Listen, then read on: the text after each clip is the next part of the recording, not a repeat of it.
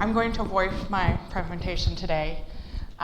They let me know beforehand that most of you have a pretty significant sign language impairment. And I just want to tell you, I think you are so brave for coming here today, and it's so good to see you out despite your impairment. You're inspirations to me. So I start every workshop that I do that way, with that sign language background, and I do that for two primary reasons. The first reason is that if I get up here on stage, or if I'm speaking in front of a big group, and I get really nervous, nothing calms me down, nothing centers me like looking out into a sea of faces, just doe-eyed with terror. I've established dominance, so I know today is gonna go great for me. And the second reason I do it is because hearing people, particularly hearing people for whom English is a native language, most of you will never have the privilege, or have never had the privilege until today, to walk into a space, particularly a space like this one that is predicated on progressiveness and equality and a free and open exchange of ideas. And because of the circumstances of your birth and your genetic makeup, and because of the circumstances of your education, you've been completely unable to participate. And so even though I just made you sit through that for a couple of seconds, every single one of which I enjoyed immensely, I want you to take that feeling and I want you to hold on to it for the duration of this talk. Deal? Fair? All right, then we can begin. My name is Hayden Kristal, and I am a deaf, bisexual, transgender Jew. But I'm lots of other things too, right? I am not just those 4 descriptors. You can't just give those 4 descriptors and get a whole idea of who I am. I am white. I believe Sherwin-Williams calls this neon white, if this is a shade that you're interested in. I'm an American. I'm 22, so I'm young. I'm a former Miss Teen Utah. That's not really true. I don't know. I had to get you back on my side after I pulled that sign language trick at the beginning. But so I'm so many things, and that's what's so amazing about humanity, is that we are all so many things. None of us is just one thing, right? We are these amazing, rich, multifaceted, 3-dimensional compilations of our experiences and our identities and our environments. And that's amazing, but each of us finds an identity, one of those labels, that we connect most strongly to. And I think for most of us, that's the identity or the identities that we navigate every day, the ones that we have to think about the most. And so for me, those are the identities that I listed before. I'm deaf, I'm bisexual, I'm Jewish, and I'm transgender. I don't have to think about my whiteness every day. When I enter a space, I don't have to think, am I going to be put in an uncomfortable position? Am I going to experience pain because of my whiteness? How am I going to have to negotiate that? I don't have to think about that every day, but I do have to think about how am I going to navigate the access barriers because of my deafness? How am I going to navigate prejudice and bigotry? Can I use this bathroom? Is a topic that's been coming up a lot lately. Will I be arrested if I go into this bathroom? And so we spend a lot of time thinking about these identities, and for some of us it creates activism. It creates a desire to change that, so people in the future don't have to think so hard about it. And that's great, but the problem with activism, I think in a lot of capacities, is that we tend to get blinders on, and we tend to focus singularly on that identity that we are navigating. And we can forget some of those identities that we don't think about much. And that can create problems. So when I started college, as you do, I got very interested in activism, both LGBTQ and disability rights activism, because those were things I was thinking a lot about, and those were experiences that I was having, and I wanted to change those and create a better environment for the people who would come after me. And so I thought, this is great. Both of these groups, LGBTQ rights activists, disability rights activists, both of these people are organized group, and they're moving towards legal protections and societal changes and changes in systems of power and prejudice to empower people, and they'll connect, and it'll be great, and it'll be like when all the Transformers get together and they make like the big Transformer, and we'll be like a mecha liberal, and it'll be great. Not exactly what happened.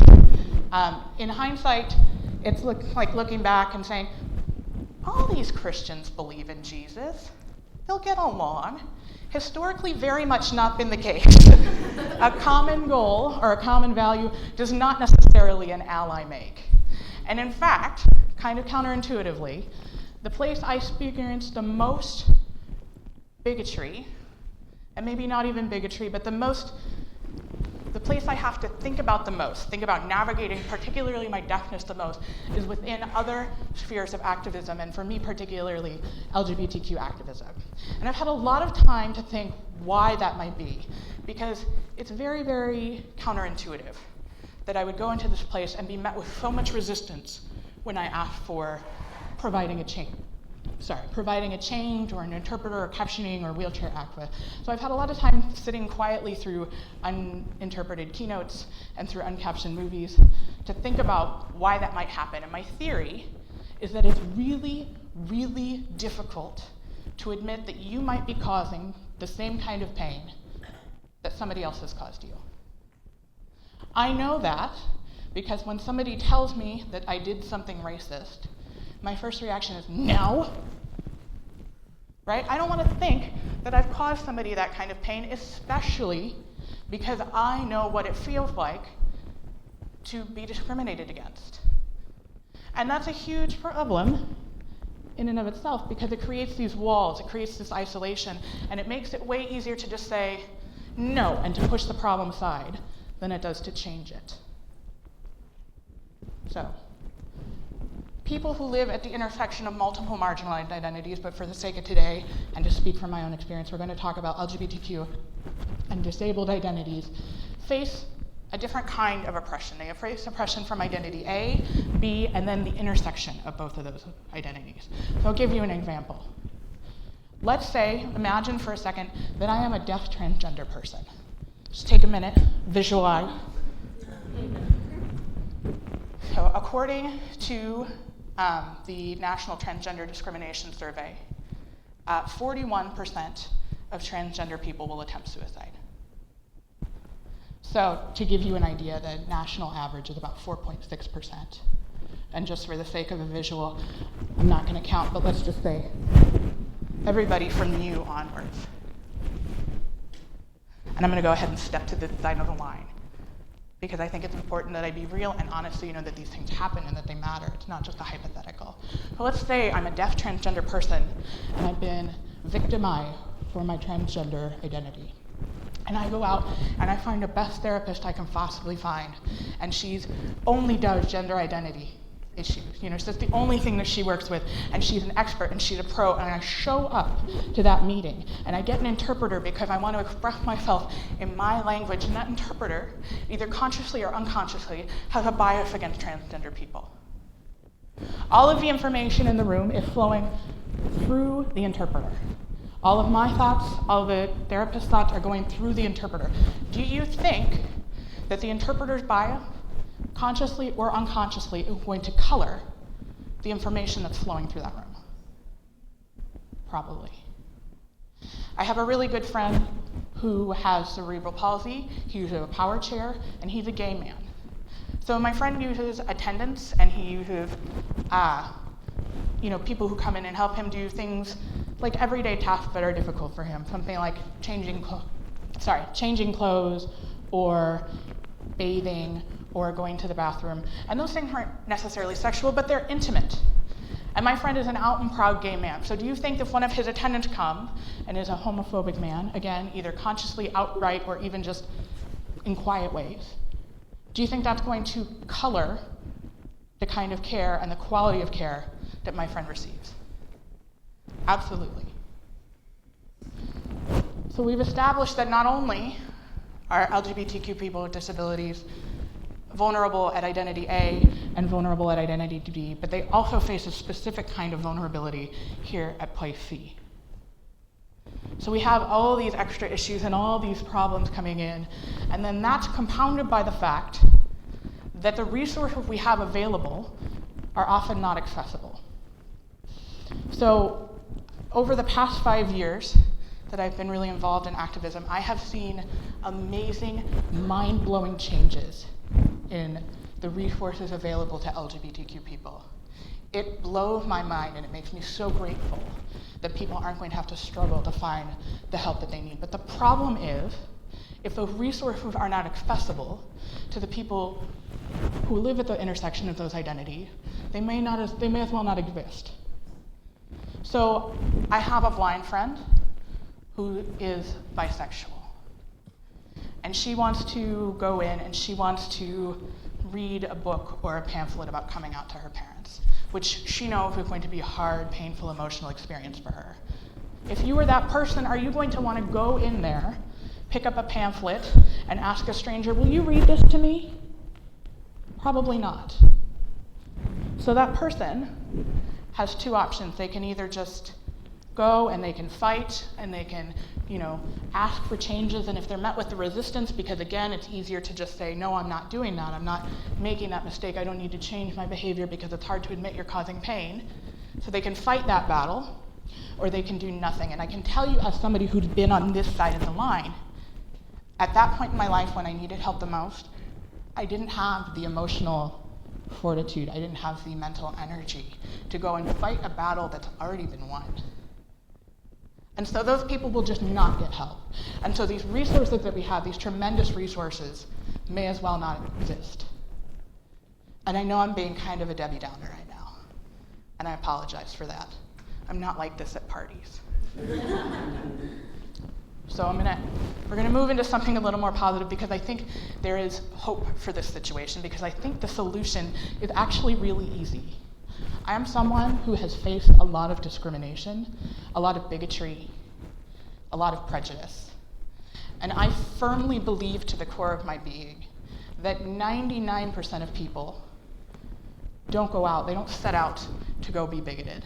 They don't set out to go hurt someone's feelings. They don't set out to go, I'm gonna ruin someone's day. And the 1% is me most of the time. I'm not a very nice person. And the person on the end of that is usually my little sister. So I think that the vast majority of people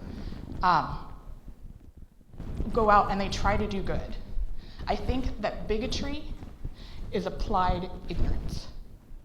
And I see proof of that everywhere. How many Republican congressmen and senators have we had be staunchly against gay marriage, and then their kid comes out and all of a sudden, it's not a partisan issue, it's just the right thing to do. They learned that gay people weren't terrifying monsters, most of us, weren't terrifying monsters who were setting out to, steal their children away to dance half naked in a pride parade, right?